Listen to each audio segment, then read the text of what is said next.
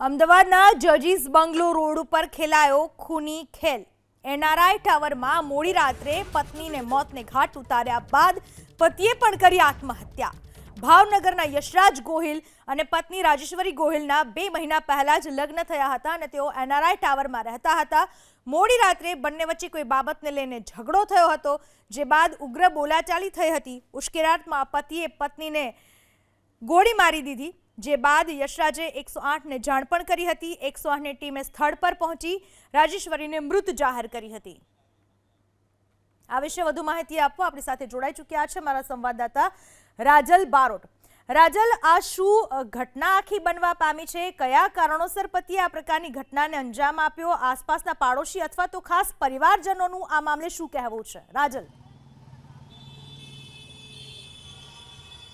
પૂનમ, ગઈકાલ રાતની આ ઘટના હતી, પરંતુ હવે જે રીતની માહિતી મળી છે કે કોંગ્રેસના જે દિગ્ગજ નેતા છે તેમનો ભત્રીજો હતો, જે ક્લાસ 1 ઓફિસર છે, અને એવું માનવામાં આવી રહ્યું છે કે શક્તિસિંહ ગોહિલનો આ ભત્રીજાએ પહેલાં તો પોતાની પત્નીને ગોળી મારીને હત્યા કરી અને બાદમાં જ તેને આત્મહત્યા કરી દીધી હતી। જોકે બંનેના 3 મહિના પહેલાં જ લગ્ન થયા હતા અને કોઈક કારણસર બંનેની વચ્ચે ઝઘડો થયો હતો અને આ ઝઘડો એટલો ઉગ્ર બની ગયો હતો કે જે મોતમાં પરિણમ્યો। ખાસ કરીને યશરાજસિંહે પહેલાં તો તેમની પત્ની છે તેની હત્યા કરી, ત્યારબાદ 108ને બોલાવી અને પોતે પણ આત્મહત્યા કરી। જોકે આ ઘટના ખૂબ જ મોટી હતી અને બંને વચ્ચે બોલાચાલી થઈ હતી અને બાદમાં જ તેને આત્મહત્યા કરી દીધી હતી અને રાત્રે જ ઘટના સ્થળે પોલીસ અહીંયા આગળ આવી હતી અને